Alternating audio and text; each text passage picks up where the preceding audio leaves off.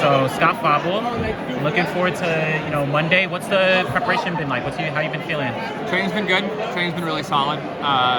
No real hiccups, so I expect to run well, and I feel like I'm ready to run well.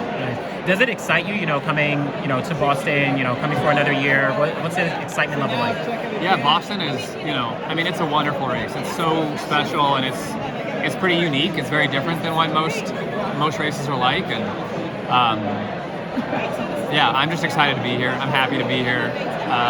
It's like it's a lot like, I feel like Boston is similar to like the Masters in golf, where like it's sort of a weekend of itself that like there's not similar weekends, so soaking it in, I'm trying to enjoy it a little bit, and I'm happy to be here, and I'm ready to run well. So how does the feeling compare to last year, right? You ran, I think, like 208 last year in Boston. How does it compare coming in now? Yeah, I think I'm, as fitter, and I think I'm ready to run as well or better. And I'm excited. That's all. I mean, that's all really all there is to it. I'm just excited. I feel good about where I'm at, and And you already ran 62 and a half marathon this year, right? Yeah. How does that give you a little bit motivation? How you coming off of that? What's the thought process like? I wouldn't say it's like motivation. It was something we wanted to put on the calendar, kind of to like force us to get some quicker stuff in earlier in the block, and it went fine. It was okay. I would have liked to run a little better, but it's the half marathon isn't that similar to the marathon. They're pretty different, so it was good. It was check the box, and now we're on to Boston. How do you kind of assess the landscape of American marathoning right now, where you're of course one of the best, and there's a lot of other guys as well, but how do you kind of assess the landscape of U.S. marathoners competing with the rest of the world?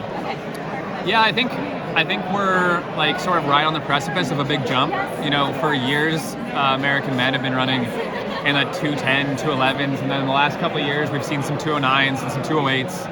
And I think we're very ready and like capable of like a jump to see some 205s and 206s, and hopefully see a new American record in the next 10 years. And maybe one of those 205s and 206s will be me. I don't know. Maybe that'll be in 5 or 10 years, and maybe I can be a bridge to that. I have no idea. But yeah, I think we're in a good spot to be in a good spot. I think right now you could definitely make the case that American marathoning is like the weakest of our events. But I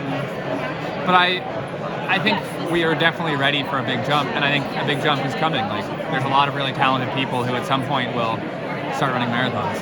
I mean, what do you think it'll take to get down to that, 205, 206, maybe the 204 range? Yeah. Those guys. Like good coaching, talent, experience, and a little bit of luck. That's what it's going to take. So, yeah.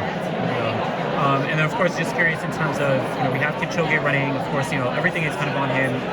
What's the thought process of just having, Kipchoge in the race and, you coming in and all that? Yeah, I think anytime you get to compete against one of the best ever, like, that's cool and that's exciting. But like, I'm not here to like watch Elliot run a race. Like, I'm here to like run my race and like run well, hopefully. So, it's cool he's here. I'm focused on me. Of course, yeah. What excites you about running, about marathoning, about road racing? Just what excites you and kind of keeps you going every day? Just the process of getting better. Like, I really do feel like I'm running better than I ever have in my career, and I think that that sort of like taking steps forward is what's been exciting me of late, and hopefully we can keep doing that.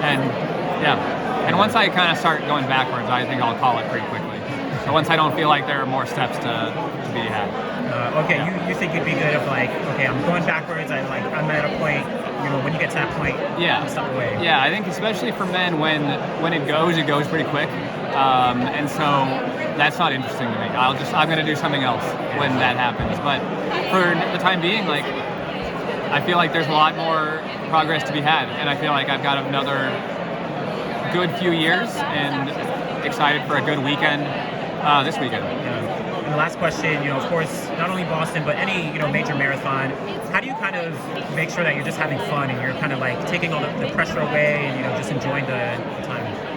Yeah, I mean, like just getting my mind off the race and just also like remembering that this is a really cool and fun and unique opportunity. But, like last night my wife got in and we watched an episode of Love is Blind and just hung out, and like we weren't talking about the race, we didn't like worry about the race, and we just hung out. So having her here is great. Watching bad TV is great. I think there's going to be a couple good sports games on this weekend, so just kind of getting my mind off the race, and then when you go for a run and soaking up the energy of the weekend and appreciating it, and then when you're not doing that stuff, then you just do something else. Focus on something else. So, yeah. Is Love is Blind your kind of go-to? Well, or you have like another one that you do? I wouldn't watch it if I was alone, but my wife likes it, and I like watching it with her, and it's pretty cringy, but it's fun. Yeah, it's bad. It's like so exploitative, but like that's what kind of. I mean, yeah, I don't know.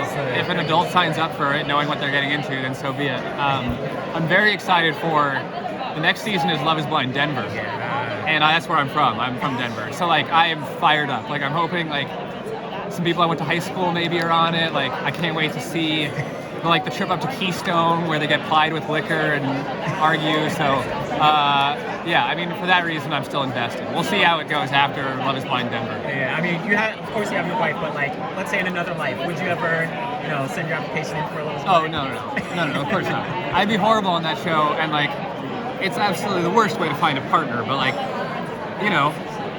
for my personal entertainment, it's great. And after Boston, like, I can't wait to have a couple glasses of wine and watch a Love is Blind, So yeah.